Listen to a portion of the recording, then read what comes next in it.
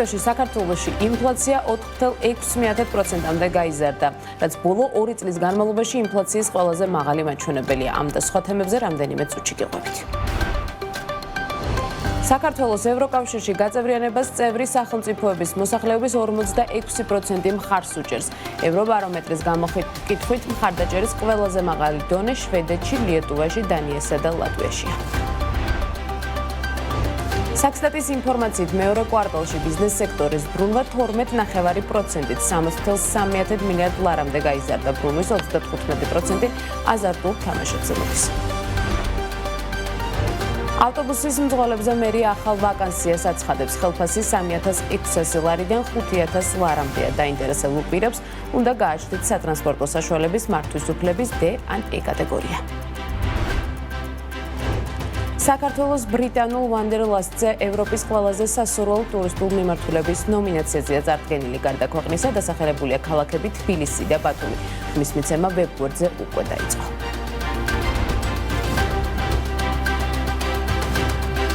მოგესალმებით, ეს საქმის კურსია დღეს თავარ ბიზნეს და ეკონომიკურ ამბებს მე ჟურნალისტი ანუკა ჭეხაძე გადაცემ. მამუკა მდინარაძემ სახელმწიფო უსაფრთხოების სამსახურის უფროსის თანამდებობა დაიკავა. ხალხოსზე მდინარაძის კანდიდატურას პარლამენტის 85 წევრმა დაუჭირა მხარი.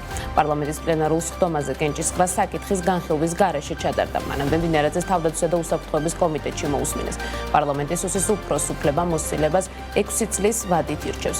თავარ გამოწევად მივიჩნევ, რომ ქართული სპეცსამსახურები იყვნენ ისეთივე ძლიერები, როგორი ამბიციას ქართულ სახელმწიფოს აქვს, ამბობს მამუკა მდინარაძე, რომელმაც უკვე დაანონსა, რომ სამსახურში საკადრო ცვლილებები იქნება. იმდენად დიდია ფუნქციონალი თითოეული რგოლისა. აქ ჩვენ არ უნდა დაგვავიწყდეს, რომ ანტიტერორისტული მიმართულება გვაქვს, სადაზვერვო მიმართულება გვაქვს, კოდდაზვერის მიმართულება გვაქვს, ანტიკორუფციული მიმართულება გვაქვს. ამ საკითხებს განზრახ და გამიზნულად ვუსვამ ხას, სადაც ჩვენ სერიოზული შედეგები უნდა გქონდეს, მაგალითად ანტიკორუფციული მიმართულებით. რამდენიმე წელიწადში პრაქტიკულად აღმოფხვრილი ბოლომდე და არ ვაჭარბე. პრაქტიკულად ბოლომდე აღმოფხვრილი უნდა იყოს ამ ქვეყანაში კორუფცია და ადამიანებმა უნდა დაიჯერონ, რომ შეიძლება იყო მაღალი თანამდებობის პირი და კორუფციული არანაირი გარეგების თანამონაწილე არც ერთ მომენტში არ იყო. და ეს შესაძლებელია, ეს უნდა დაიჯერონ ადამიანებმა, ჩვენ ეს უნდა უზრუნველყოთ რეალური მოქმედებებით. ჩვენ ვართ ქვეყანა, რომლის 20%-მდე არის ოკუპირებული. აქ არის უდიდესი გამოწვევები. და თუ იმ პერიოდში, როდესაც მე ამ სამსახურს უხელმძღვანელობ, ის ყინული, რომელიც ნენა უნდა დაიძრას და იძრება, როგორც ბევრი ხვდება, საბოლოოდ დაიძრება და ეს მივა ქვეყნის გამთლიანებამდე ბუნებრივია, ხა არ არსებობს ადამიანი, რომელიც არ იტყვის, რომ უბედნიერესი იქნება და მეც მათ რიგში ვარ. შესაბამისად, ეს არის ერთ-ერთი მთავარი გამოწვევა იმ სხვა მიმდინარე საკითხთან ერთად, ოკუპაცია, რომელიც არის დასაძლევი და ამ სამსახურს ამ მიმართულებით ბევრი სამუშაო ექნება. საქართველოს ევროკავშირში გაწევრიანებას წევრი სახელმწიფოების მოსახლეობის 46% მხარს უჭერს. ევრობარომეტრის გამოკითხვის თანახმად წინააღმდეგი 43%-ია.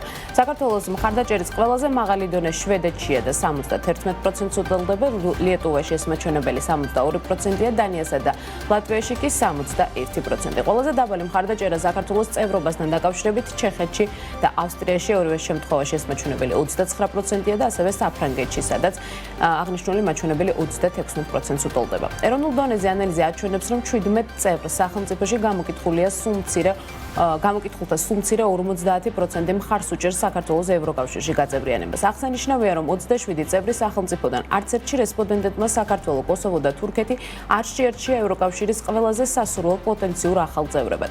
მიუხედავად იმისა, რომ ევროკავშირის სხვადასხვა კანდიდატი ქვეყნის მხარდაჭერა მოქალაქეებს შორის განსხვავებულია, უკრაინა ყველაზე დიდი მხარდაჭერით სარგებლობს მის გაწევრიანებას, გამოკითხულთა 52% მხარს უჭერს. რაც შეეხება უშუალოდ კანდიდატ ქვეყნებში მოსახლეობის განწყობებს, საქართველოში ჩატარებული საზოგადოებრივი აზრის 2025 წლის კვლევის თანახმად მოსახლეობის თითქმის 3/4, 74% მხარს დაუჭერდა ევროკავშირში გაწევრიანებას და მხოლოდ 5% მის წინააღმდეგ იქნებოდა თუ რეფერენდუმი ამ კვირაში ჩატარდებოდა, ხოლო გამოკითხულთა 80% ამბობს, რომ წევრობა ქვეყანას უფრო მეტ სარგებელს მოუტანს, ვიდრე უარყოფითს. ევრობარომეტრის საზოგადოებრივი აზრის კვლევების სერია, რომელსაც ევროკომისიის და ევროკავშირის სხვა ინსტიტუტების დაკვეთით ტარდება.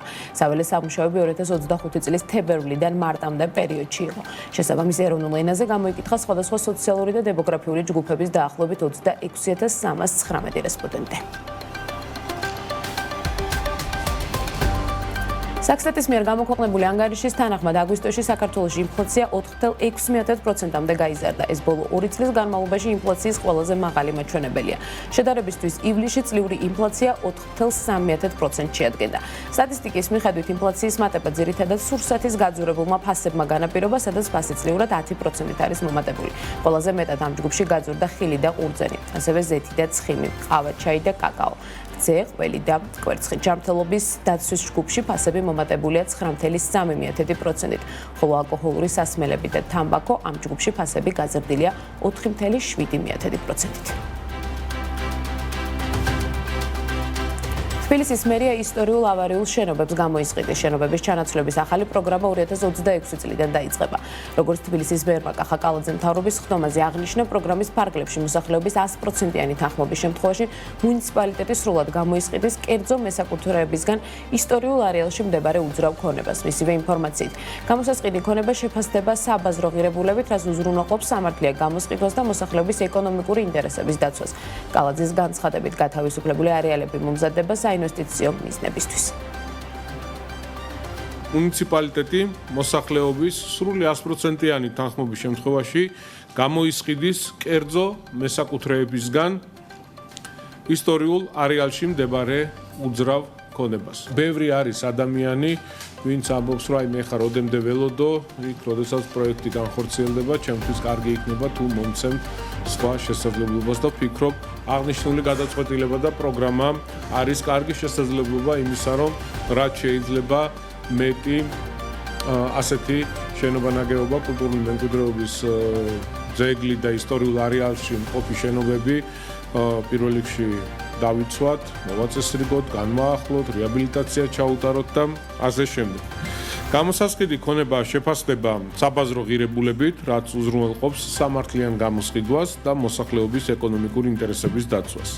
ამასთან გათვალისწინებული არეალები მომზადდება საინვესტიციო მიზნებისთვის, ისე რომ ქალაქის ისტორიული იდენტობა იყოს შენარჩუნებული, მაგრამ პარალელურად გაჩნდეს განვითარების ახალი შესაძლებლობები.